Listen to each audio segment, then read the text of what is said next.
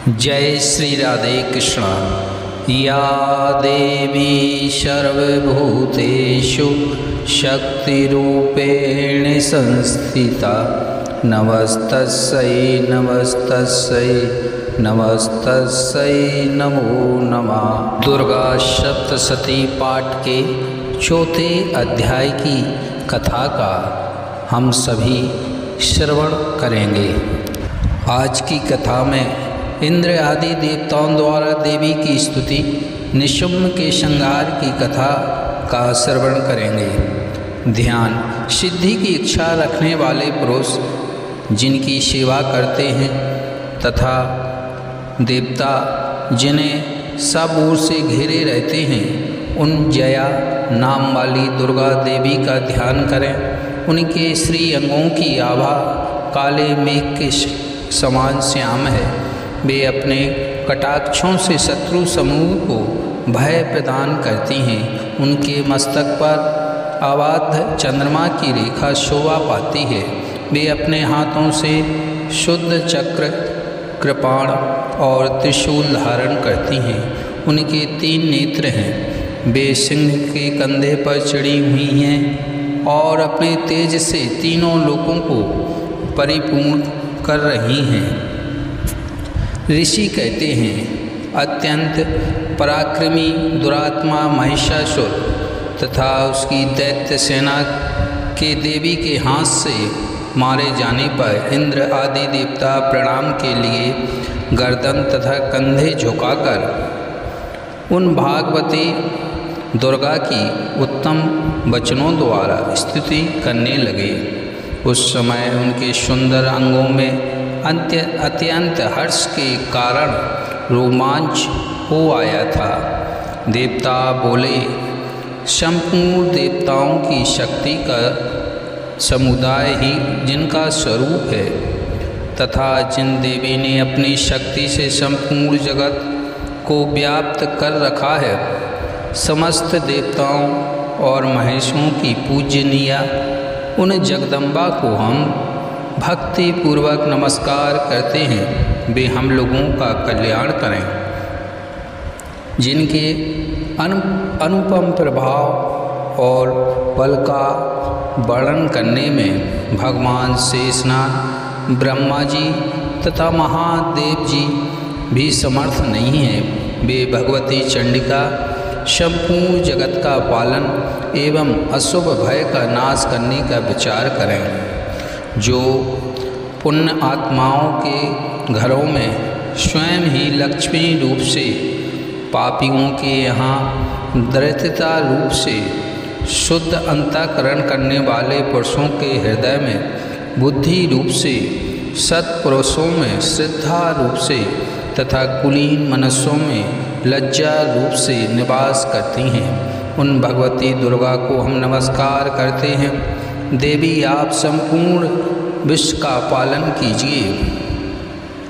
देवी, आपके इस अचिंत्य रूप का असुरों का नाश करने वाले भारी पराक्रम का तथा समस्त देवताओं और दैत्यों में समक्ष युद्ध में प्रकट किए हुए आपके अद्भुत चरित्रों का हम किस प्रकार वर्णन करें।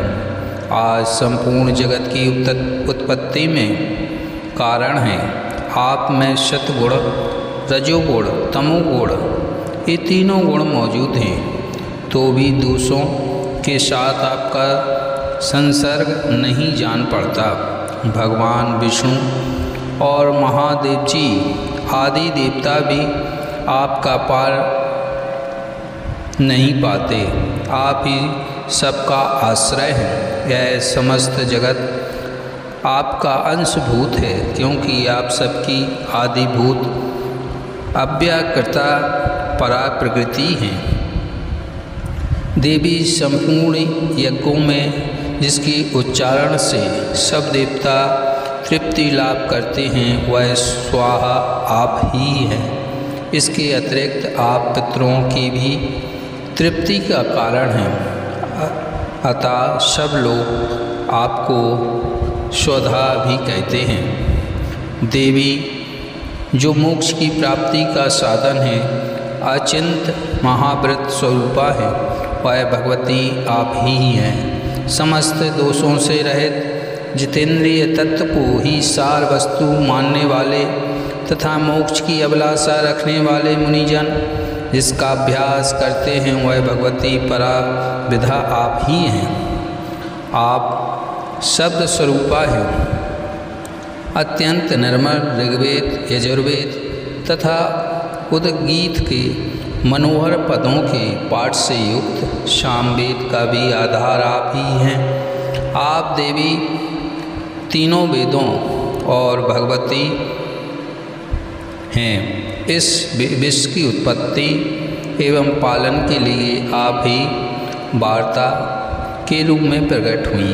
आप संपूर्ण जगत की घोर पीड़ा का नाश करने वाली हैं। देवी जिससे समस्त शास्त्रों के सार का ज्ञान होता है, वह मेधा शक्ति आप ही है। दुर्गम भाव सागर से पार उतरने वाली नौका रूप दुर्ग देवी भी आप ही हैं।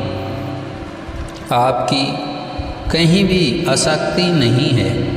कैटभ के शत्रु भगवान विष्णु के वक्ष स्थल में एकमात्र निवास करने वाली भगवती लक्ष्मी तथा भगवान चंद्रशेखर द्वारा सम्मानित गौरी देवी आप ही हैं।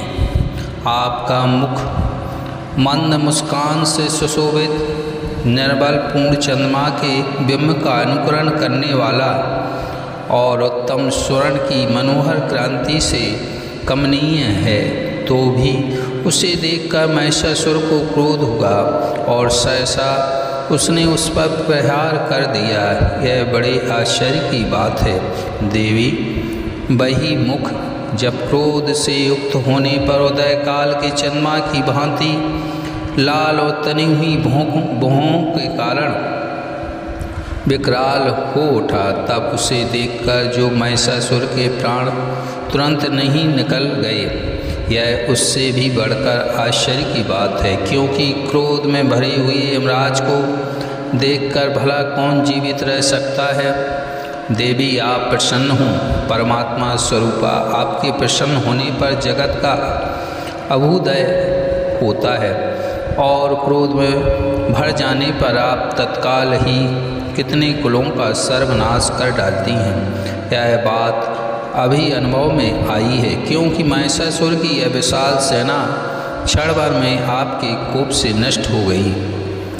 सदा अभ्युदय प्रदान करने वाली आप जिन पर प्रसन्न रहती हैं, वे ही देश में सम्मानित हैं। उन्हीं को धन और यश की प्राप्ति होती है।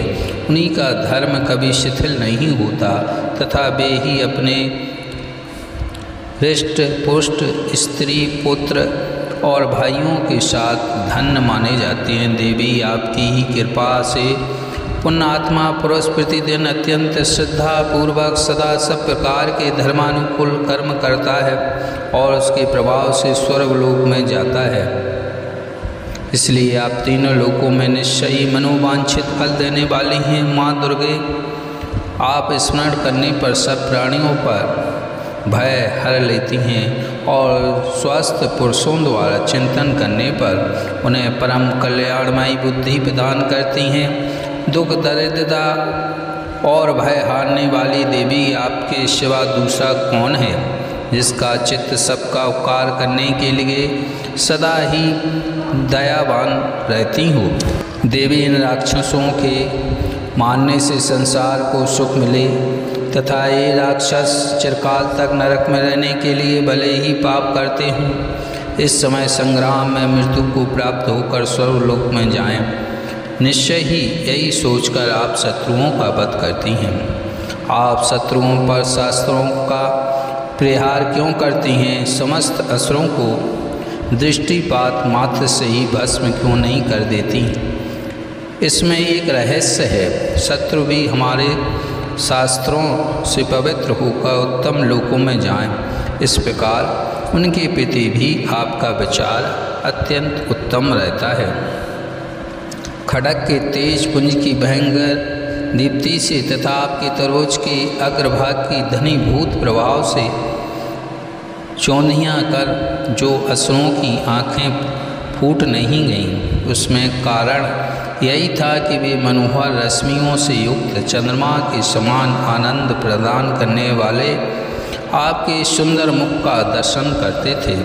देवी, आपका शील दुराचारियों के बुरे बर्ताव को दूर करने वाला है। साथ ही यह रूप ऐसा है जो कभी चिंतन में नहीं आ सकता और जिसकी कभी दूसरों से तुलना भी नहीं हो सकती, तथा आपका बल और पराक्रम तो उन दैत्यों का भी नाश करने वाला है जो कभी देवताओं के पराक्रम को भी नष्ट कर चुके थे। इस प्रकार आपके शत्रुओं पर भी अपनी दया ही प्रकट की है।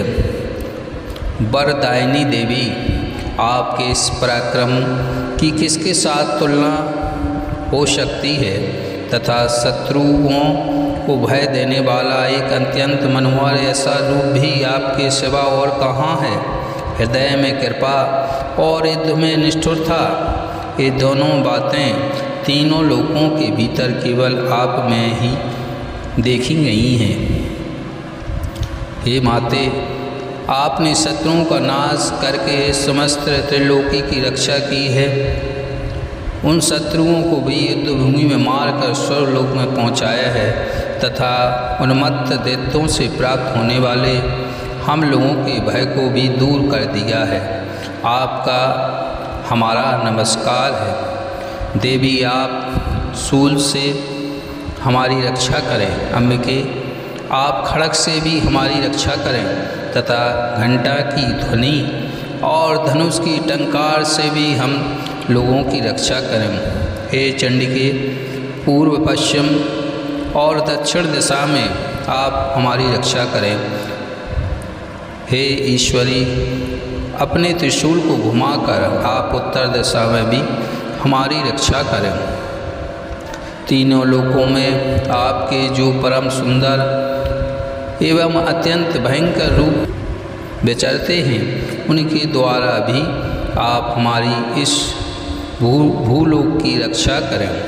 अंबिके, आपके कर में शोभा पाने वाले खड़ग, शूल और गदा आदि जो अस्त्र हों, उन सब के द्वारा आप सब ओर से हम लोगों की रक्षा करें। ऋषि कहते हैं, इस प्रकार जब देवताओं ने जगदम्बा दुर्गा की स्तुति की और नंदनवन के दिव्य पुष्पों और गंध, चंदन आदि के द्वारा उनका पूजन किया, फिर सबने मिलकर जब भक्तिपूर्वक दिव्य धूपों की सुगंध निवेदन की, तब देवी ने प्रसन्नता पूर्वक प्रणाम करते हुए सब देवताओं से कहा। देवी बोली, देवताओं, तुम सब लोग मुझसे जिस वस्तु की अभिलाषा रखते हो उसे मांगो। देवता बोले, भगवती ने हमारी सब इच्छा पूर्ण कर दी है, अब कुछ भी बाकी नहीं है, क्योंकि हमारा यह शत्रु महिषासुर मारा गया। महेश्वरी, पर भी यदि आप हमें और वर देना चाहती हैं तो हम जब जब आपका स्मरण करें तब तब आप दर्शन देकर हम लोगों के महान संकट दूर कर दिया करें, तथा जो मनुष्य देवी की स्तुति करें, देवी उस भक्ति की इच्छाएँ पूरी करें। प्रसन्न मुखी अंबिके, जो मनुष्य स्रोतों द्वारा आपकी स्तुति करें, उसे वित्त, समृद्धि और वैभव देने के साथ उसकी धन आदि संपत्ति को भी बढ़ाने के लिए आप सदा हम पर प्रसन्न रहें। ऋषि कहते हैं, राजन, देवताओं ने जब अपने तथा जगत के कल्याण के लिए भद्रकाली देवी को इस प्रकार प्रसन्न किया, तब तथास्तु कहकर वहीं अंतर ध्यान हो गई। जगत की रक्षा करने वाली देवी की इस कथा को इस प्रकार पूर्व काल में तीनों लोगों का हित चाहने वाले देवी जिस प्रकार देवताओं के शरीर से प्रकट हुई थी, वह सब कथा मैंने कह सुनाई। बोलिए श्री शंकर पार्वती मैया की जय।